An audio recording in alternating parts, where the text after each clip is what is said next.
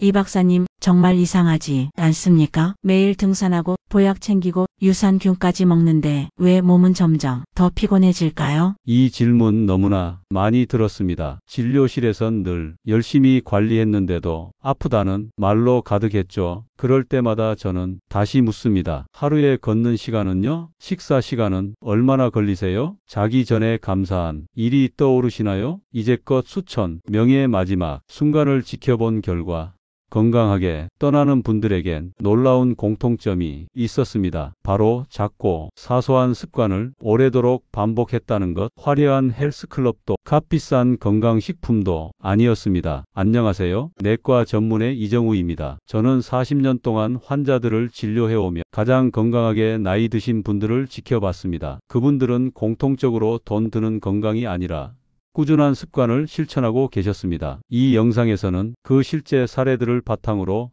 여러분도 따라할 수 있는 작지만 강력한 건강 습관을 말씀드리려 합니다. 장순이 할머님 89세. 이분은요 하루 20분씩만 걷고 밥은 꼭 30번씩 씹어 드셨어요. 특별한 운동은 없었지만 치매 없이 맑은 정신으로 90세를 넘기셨습니다. 비결이 뭐냐고 물으니 이렇게 말씀하셨죠. 이 박사, 나는요 매일 아침 창문 열고 햇살 한번 쐬는 게 제일 좋은 약이었어요. 말도 안 된다고요?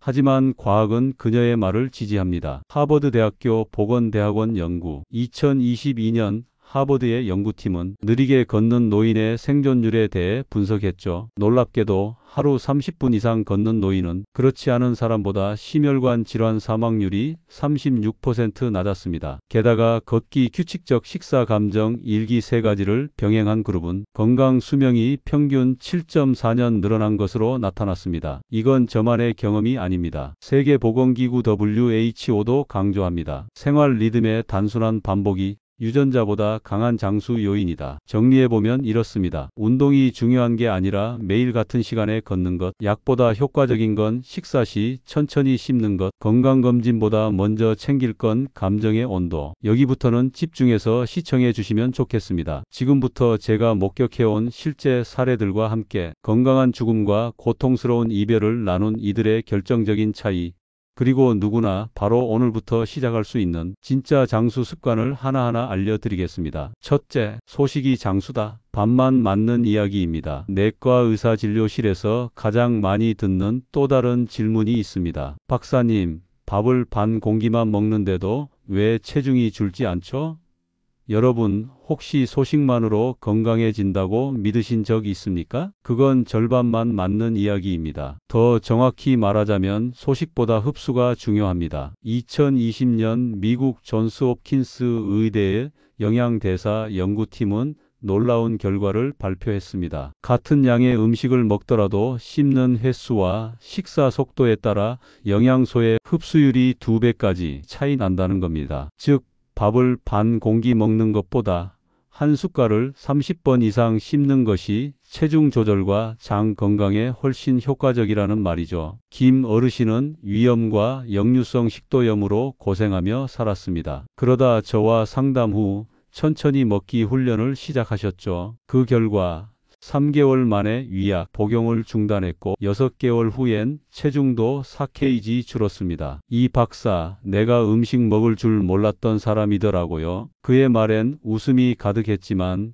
그 안엔 70년간의 습관을 바꾼 인생이 있었습니다. 최경자 할머님 반대로 10년째 하루 2끼만 드시며 식사를 급히 하셨던 최경자 할머님은 갑작스런 저혈당 쇼크로 입원하셨습니다. 검사 결과 그녀의 혈당 기복은 하루에 5번 이상 오르내렸고 이유는 빠른 식사 속도 때문이었습니다. 여기서 주목할 사실이 하나 더 있습니다. 국립보건원 NIH의 2023년 연구에 따르면 식사 시간이 20분 미만인 사람은 대사증후군 발생 위험이 2.1배 높습니다. 즉, 뭘 먹느냐보다 어떻게 먹느냐가 우리 몸에 훨씬 더 강력한 영향을 준다는 뜻입니다. 그래서 저는 이렇게 조언합니다. 밥은 식이요법이 아니라 명상입니다. 매 끼니마다 다음 세 가지를 지켜보세요. 최소 20분 이상 식사하기, 한 입에 30번 이상 씹기, TV를 끄고 식사에만 집중하기. 작은 변화지만 놀라운 효과를 약속드립니다. 다음 본문에서는 잠 잘 자는 사람과 병원 침대를 지키는 사람의 결정적 차이에 대해 알려드리겠습니다. 여기부터는 더욱 집중해서 시청해 주세요. 진료실에서 가장 안타까운 순간은 몸은 멀쩡해 보이는데 계속 피곤하다고 말하는 환자들을 볼 때입니다. 박사님, 밤새 8시간 잤는데요. 왜 더 피곤하죠? 자는 것 같긴 한데 자는 것 같지가 않아요. 여러분 혹시 이 말 공감되시나요? 그렇다면 지금부터 귀 기울이셔야 합니다. 수면은 시간보다 질이 중요합니다. 단순히 오래 자는 것이 아니라 깊게 자는 것, 리듬 있게 자는 것, 몸을 회복시키는 수면이 필요합니다. 2021년 미국 수면학회 ASA의 발표에 따르면 하루 6시간 이상 자도 깊은 수면 단계가 부족하면 면역세포 수치가 낮아지고 심혈관 질환 위험이 3배 증가한다고 합니다. 82세 이만수 어르신은 아침마다 무기력했고 밤이면 자꾸 깨고 화장실을 들락거렸습니다. 그냥 나이 타지려니 했죠. 하지만 수면 패턴 검사를 통해 어르신은 깊은 수면이 1시간도 되지 않는 단절형 수면 상태였습니다. 제가 알려드린 3가지 수면 전략을 실천한 후 한 달 만에 아침 혈압이 안정되고 오후 졸림 증상이 사라졌습니다. 박사님, 요즘은 자고 나면 몸이 새로 태어난 것 같아요. 그분의 표정엔 다시 활기가 돌기 시작했죠. 78세 김순자 할머니. 반면 평생 잠을 줄이는 게 효율이라 믿은 김순자 할머니는 하루 4시간 수면을 10년 넘게 이어오다 심방세동으로 응급실에 실려왔습니다. 의료진은 수면 부족이 부정맥과 뇌졸중 위험을 키운 주요 원인이라고 밝혔습니다. 그리고 지금도 김 할머님은 수면 유도제에 의존해 밤을 겨우 넘깁니다. 잠은 그냥 쉬는 시간이 아닙니다. 수면 중에는 몸 전체가 회복하고 정비하는 시간입니다. 뇌세포는 노폐물을 배출하고 심장은 휴식을 얻으며 면역체계는 다음 날을 준비합니다. 그래서 저는 꼭 이렇게 말합니다. 잠자는 시간은 당신의 내일을 준비하는 시간입니다. 오늘 밤부터 다음 3가지를 꼭 지켜보세요. 잠들기 2시간 전 모든 화면 끄기, 매일 같은 시간에 자고 일어나기, 침실 온도는 18도에서 20도, 어둡고 조용하게 만들기. 이 3가지는 수면제를 대체할 수 있는 자연 수면 유도법입니다. 지금 시작해 보세요. 몸이 회복되는 밤을 경험하실 겁니다. 다음 편에서는 병이 도는 집의 특징, 그리고 건강한 집의 비밀에 대해 말씀드리겠습니다. 가장 중요한 생활 습관이기도 하니 끝까지 함께 해주세요. 4. 병이 도는 집 vs 건강한 집, 이 결정적 차이를 아십니까? 진료실에선 이런 말을 종종 듣습니다. 박사님, 어디 나간 것도 아닌데 자꾸 감기에 걸려요. 저는 집에만 있는데도 숨이 막히고 가래가 나와요. 이럴 땐 저는 반드시 되묻습니다. 하루에 몇 번이나 창문을 여시나요? 여러분, 이 사실 아십니까? 2023년 세계보건기구 WHO는 환기를 하지 않는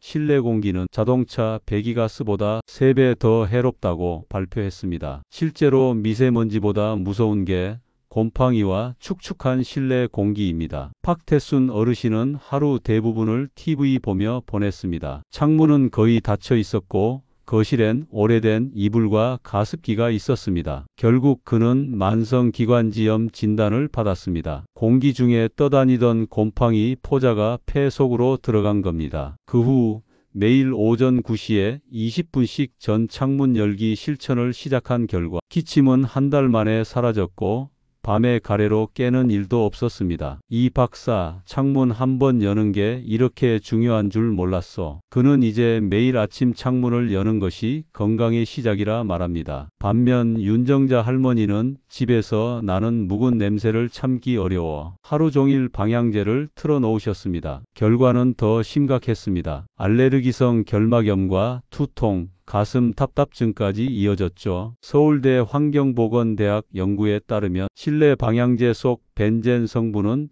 노인의 폐 기능을 15% 이상 저하시키고 일부 제품은 1급 발암물질까지 포함하고 있다고 합니다. 집은 몸을 쉬게 하는 공간입니다. 하지만 공기가 썩으면 그 집은 조용한 병원이 됩니다. 소리 없이 병을 키우는 공간이 되는 것이죠. 그래서 저는 이렇게 조언합니다. 하루 30분 환기는 약 한 알보다 강합니다. 오늘부터 꼭 지켜야 할 건강한 집 만들기 3가지. 하루 2번 모든 창문 20분 이상 열기. 이불, 커튼, 매트리스는 햇볕에 말리기 최소 주 1회. 방향제 대신 커피 찌꺼기, 숯, 베이킹소다 활용하기. 작지만 이 습관 하나가 당신의 폐를 살리고 면역을 바꾸고 생명을 지킬 수 있습니다. 다음 마지막 파트에서는 이 5가지 습관만 바꾸면 생존 확률이 2배 높아집니다. 전 세계 의사들이 가장 강조하는 건강 루틴을 알려드리겠습니다. 절대 놓치지 마세요. 이 5가지 습관만 바꾸면